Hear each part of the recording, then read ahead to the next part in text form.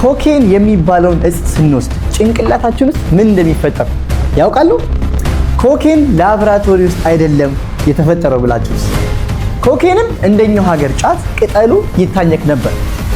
ስንቶቻችን የምናውቀው? ሰላም ውድ የቤት እውቀት ቤተሰቦች እንዴት ናችሁልኝ? ሰሞኑን ቪዲዮ እየለቀቀን አልነበረም፣ ለዛም ይቅርታ እንጠይቃለን። አሁን በብዙ አስገራሚና አስተማሪ ቪዲዮዎች ተመልሰናል። በዛሬው ቪዲዮ ዓለም ላይ ዝነኛ ስለሆነው በሀገራችንም ጭምር ገብቷል ስለሚባልለት የኮኬን ድራግ ወይም አደንዛዥ እጽ ምን እንደሆነ፣ ከየት እንደመጣ፣ ታሪኩ እንዲሁም አንጎላችን ውስጥ ምን አይነት ኤፌክት እንደሚፈጥር ከሳይንሳዊ እይታ አንጻር በሰፊው እንመለከታለን። እንዲሁም ከጫት ጋር በተለየ ሁኔታ ምን እንደሚያመሳስላቸው አብረን እናያለን። ቪዲዮን እስከ መጨረሻው ብታዩት በብዙ ትማሩበታላችሁ። እንደ ሁልጊዜው ቪዲዮን ላይክ በማድረግ ጀምሩ። ላይክ፣ ሼር፣ ሰብስክራይብ ማድረግ እንዳይረሳ። ይመቻችሁ።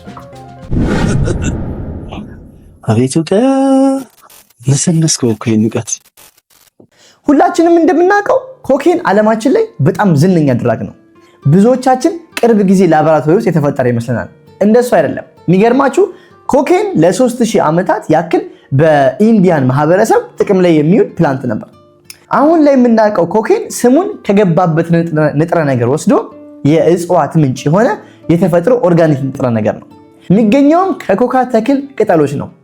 ወደ ታሪኩ ስንመለስ በድሮ ጊዜ የኮካ ቅጠል ሳክርድ ሊፍ ወይም የተቀደሰ ቅጠል በመባል ይታወቅ ነበር። በኢንዲያን ሲቪላይዜሽን በአምልኮ ስርዓቶች ውስጥ እንደ ተፈጥሯዊ መድኃኒትነትና ለፊዚካል ኢንዱራንስ ለድካም ማለት ነው በሰፊው ጥቅም ላይ ይውል ነበር። ይህም ቅጠል የሚበቅለው በደቡብ አሜሪካ፣ ፔሩ፣ ቦሊቪያ እና ኮሎምቢያ ብቻ ነው። የዚህ ፕላንት ታሪክ መቀየር የጀመረው በመጀመሪያ በኮሎናይዜሽን ወቅት በ16ኛው ክፍለ ዘመን ስፔኖች በደቡብ አሜሪካ ሲደርሱ ነበር። በመጀመሪያ ሰይጣናዊ ቅጠል ብለው ያወግዙታል። ከዛ ግን በጊዜ ሂደት እንደገና በተለየ ምክንያት ግምገማ ካደረጉ በኋላ መልሶ ጥቅም ላይ እንዲውል ይደረጋል። የሚገርማችሁ ዋናው ምክንያት ግን የነበረው ፕሮዳክቲቪቲ ማለት ምርታማነትን ለማሳደግ ነበር። ለምን መሰላችሁ? የኮካ ቅጠልን ሲጠቀሙ እንደ ጫት በጉንጫቸው ይዘው ማለት ነው ሲቅሙት ሰራተኞቹ ረዘም ላለ ሰዓት ያለ ድካምና ያለ ረሃብ እንደሚሰሩ ቀኝ ገዢዎቹ አስተውሎ ስለነበር ነው። የሚገርማችሁ የአካባቢው ሰዎች በሺህ ለሚቆጠሩ ዓመታት የኮካ ቅጠልን በማኘክ ልክ እንደ ጫት ማለት ነው ለሰውነት ድካም፣ ለብርድ እንዲሁም ለኢንዱራንስ በተለየ ሁኔታ ይጠቀሙት ነበር እና ከጫት ጋር ኤፌክቱ በአብዛኛው ተመሳሳይ ነው። እስኪ አሁን ደግሞ እንዴት ከቅጠልነት ወደ ዱቄታማ ፖቴንሻል ድራግነት እንደተቀየረ አብረን እንመልከት። ቅድም እንዳልነው ስፔኖች በኮሎናይዜሽን ወቅት እንደ ማዕድን ማውጫ ቦታዎች የመሳሰሉት ቦታ ላይ የኮካይን ቅጠልን እንደ የጉልበት መበዝበዣ መሳሪያ ይጠቀሙት ነበር። እውነተኛው የታሪኩ ምዕራፍ የተቀየረው በፈረንጆቹ በ18ኛው ክፍለ ዘመን በዩሮፕ ሞደርን ኬሚስትሪ ሲመጣ ነው። ወቅቱ ኬሚካል ሪቮሉሽን ይባል ነበር። ሳይንቲስቶች ከአንድ ፕላንት ሲንግል ሞሊኪዩል መለየት የጀመሩበት ጊዜ ነበር። በዚህም ሜተድ ብዙ ንጥረ ነገሮችን መለየት ተቻለ።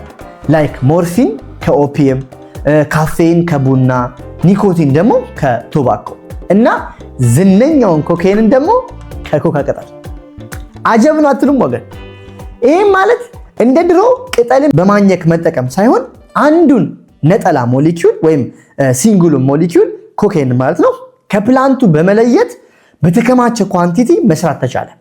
እናም የኮኬንን ገጽ ከቀየሩት ሳይንቲስቶች መካከል ዋናው ጀርመናዊው አልበርት ኔይማን ነበር።